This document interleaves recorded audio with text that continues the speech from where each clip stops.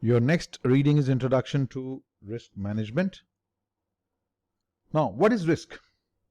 Well, risk is any exposure to uncertainty, or you can say any chance of loss or any chance of adverse outcome, or in other words, just variability. That's what we say is risk.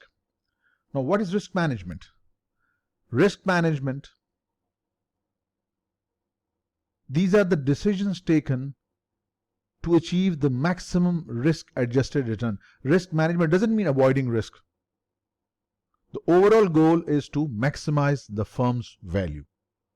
So what we risk managers follow, we follow the doctrine of no surprises. We want to be prepared for everything. So it's not about avoiding risk or risk aversion.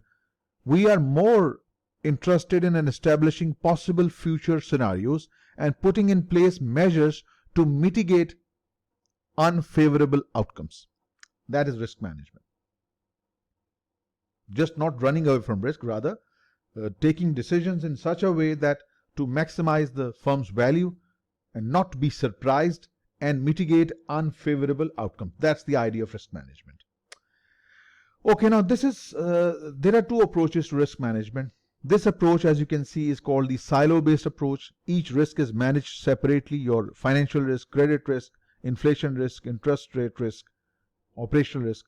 So each risk is managed individually. But when there is an integrated approach, holistic approach, risk is managed in an institutionalized way. Risk management can be disorganized, also called the enterprise-wide. So here we have an ERM system where we manage risk for the organization as a whole. Next is describe features of a risk management framework. Well, it all starts from risk governance. What is risk governance? Basically, it's the top level system of structures and policies so as to achieve the goals set by the board of directors, and management develops strategies to achieve these goals. So this risk governance, it is highly influenced by the regulatory concerns and as well as the fiduciary duty of the board of directors, because they are fiduciaries. They are responsible to take care of the interest of the stakeholders, especially the shareholders. And for best results, the risk governance should take an enterprise-wide view rather than this fragmented approach. So we are more concerned with enterprise risk management. Risk tolerance basically is the extent to which the organization is ready, prepared to experience losses, just in an effort to achieve the organizational goals and objectives. Next, risk budgeting. Well, from the point of view of portfolio management, from investment point of view, risk budgeting is a type of portfolio allocation in which the risk of the portfolio is distributed among various asset classes with the objective of maximizing total portfolio return while keeping the total portfolio risk at the minimum. Risk exposures. Well, risk exposures are the measures of potential future loss resulting from a specific activity or from a specific event. So, is the risk in line with our strategies? Yes, then monitor risk. If no, then we will adopt some risk mitigation technique or risk reduction technique so we are able to achieve our goals, or sometimes we may have to modify our strategies. Let us discuss the other components as well: risk identification and risk measurement. What we do, we analyze our environment so as to identify the relevant risk factors. Analysis of the environment, so we can identify relevant risks that we might be facing. Then we analyze our portfolio to ascertain that whether it is indeed exposed to the risk identified, whether the portfolio is exposed to the risk that we have identified. Then we will develop a risk matrix so as to manage the risk in different scenarios under different stressed situations. Then risk infrastructure or risk management infrastructure. It refers to the people and systems that will carry out the risk management process. It may include technology solutions capable of capturing, storing, computing, and it may include certain reporting systems that are necessary, as well as skilled personnel to run this process. Then policies and processes. Policies and processes include day-to-day operations and decision-making process. It may involve controlling cash flows in line with risk assessment. It may involve conducting due diligence of potential investments. It may involve ensuring decisions made include important checklist, and it may involve ensuring data is updated and protected. Then we have a risk monitoring system, risk monitoring, mitigation and management. Well, risk monitoring involves continuous assessment as to whether the existing exposure is in line with the established risk tolerance level set here, right? And if not, if it's not up to the risk tolerance level, then action must be taken to realign the exposure. Otherwise, we might put our business in trouble. Then an important element is reporting, risk reporting, communication. So communication risk reporting regime is very essential to ensure that the governance parameters can be clearly communicated to the managers. Reporting of risk matrix to decision maker is done in a clear and timely manner so that they can take appropriate decision on a timely fashion. And these reports must be written in clear, easy to understand language so that it will be easier for management to take some steps. And then an important part is strategic analysis. This will help turn risk management into an offensive weapon to improve performance, to beat the market.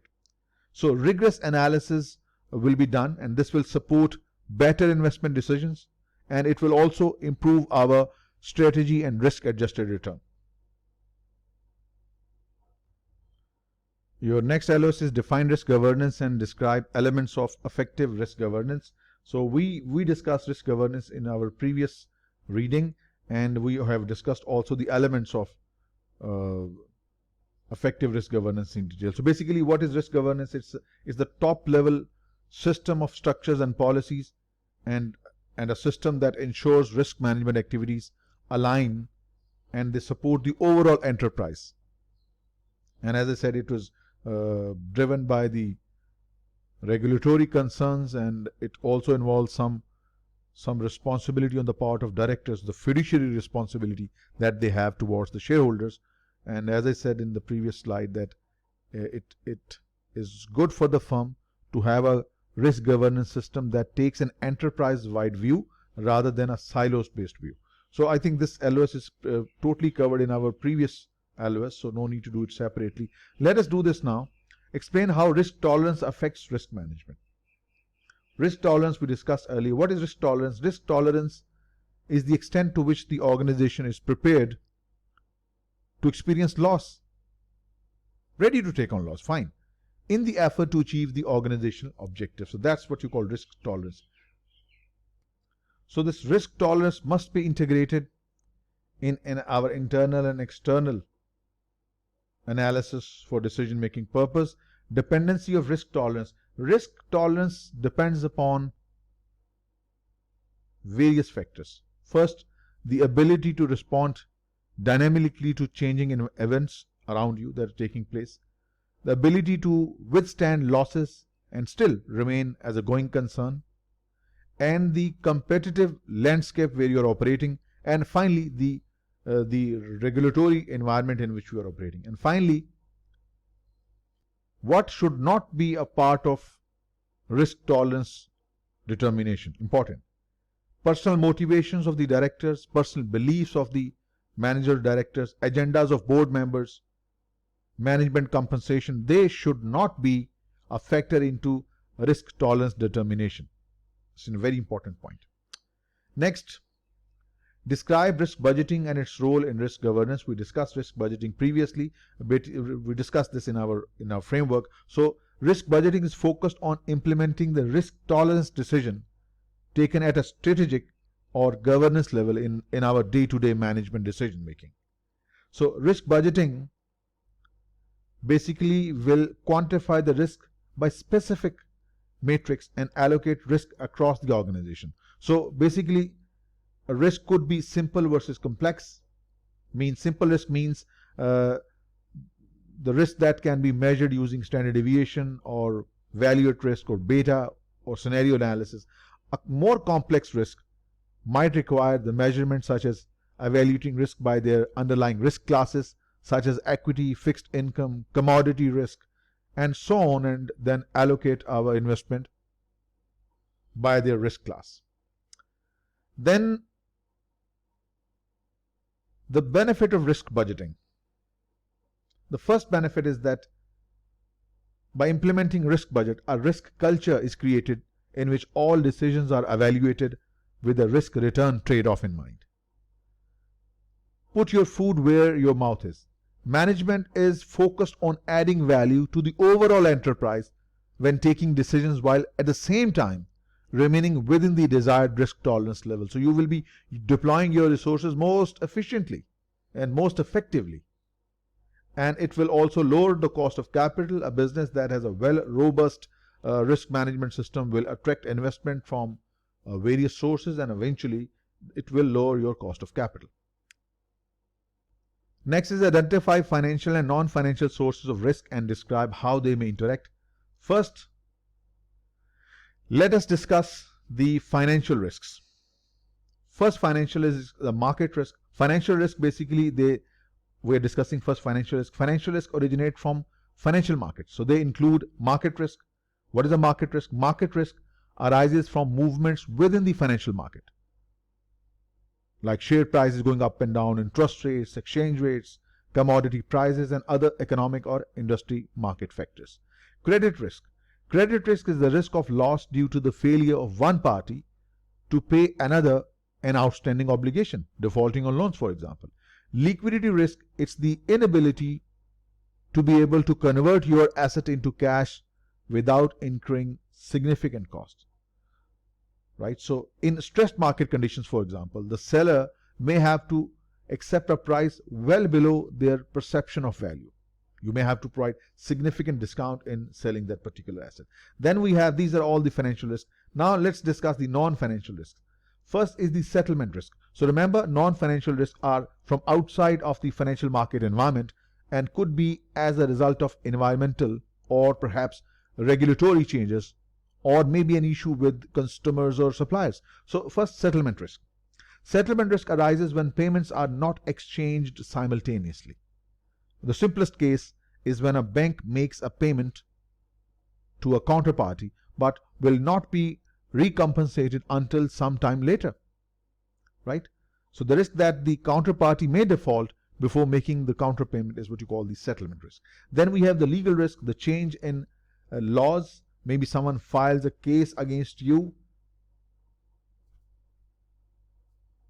or you file a case against someone. So it involves litigation.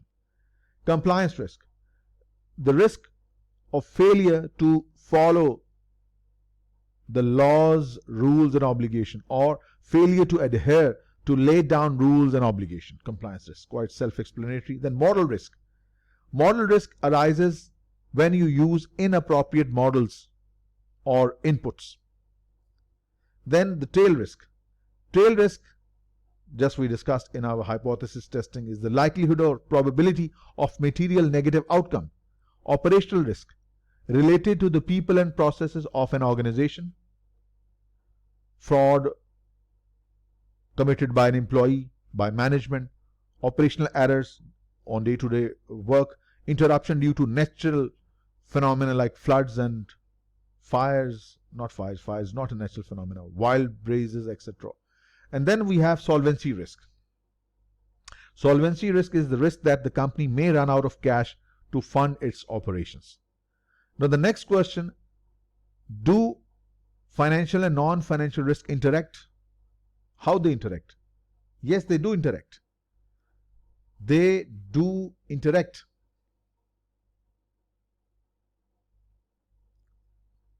In times of market stress, the correlation among financial and non-financial risks increases.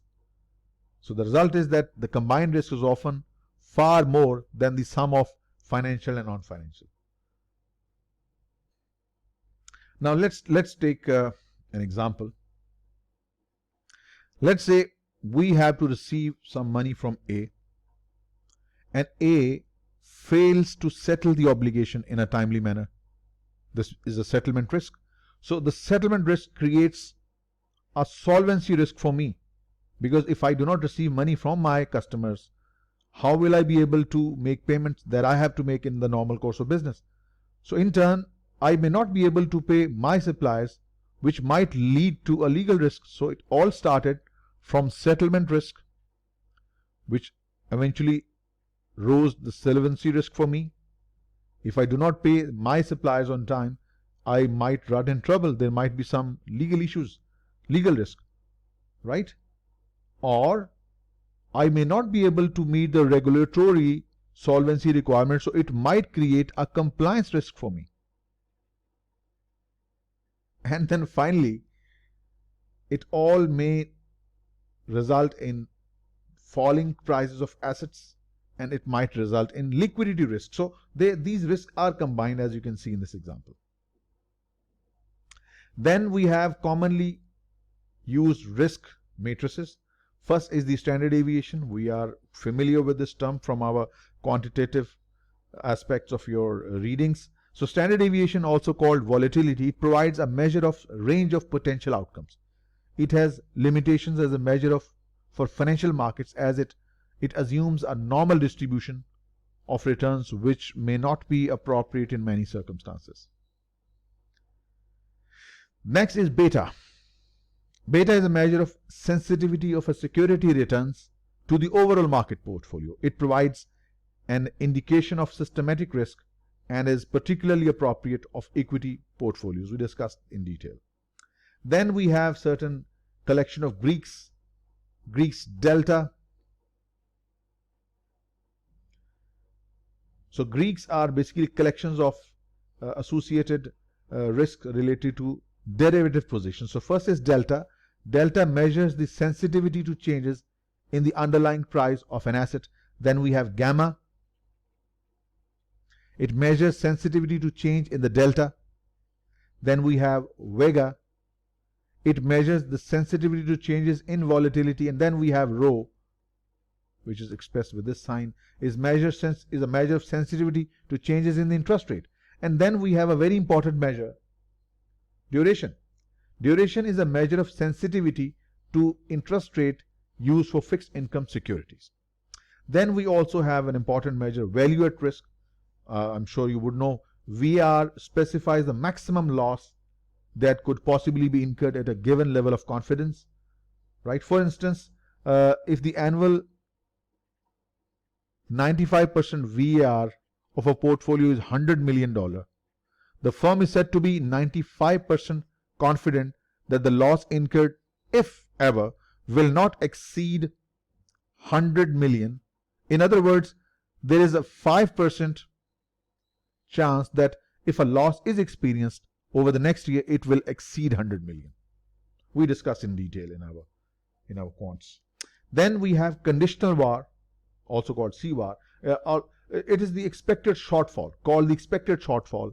It's the expected loss beyond VAR. It is sometimes referred to as loss given default. Okay, then we have the last LOS. It says describe methods for measuring and modifying risk exposures and factors to consider in choosing among methods. The first risk modification is risk avoidance. Risk avoidance is straightforward. These are basically the options a firm has on measures of risk. Risk avoidance is the firm effectively shelves investment plans and discontinues the existing exposure. You just run away from that investment. Avoid it. That's risk avoidance. Risk acceptance. The firm accepts a risk and proceeds to make an investment. It's also sometimes called self-insurance. Risk transfer. The firm accepts the risk but then transfers it to the third party, for example, an insurer. And then finally, risk shifting, and it's not the same as risk transfer. Risk shifting is all risk mitigation. The firm accepts and attempts to mitigate the risk, usually through the use of derivatives. So that completes your reading Introduction to Risk Management.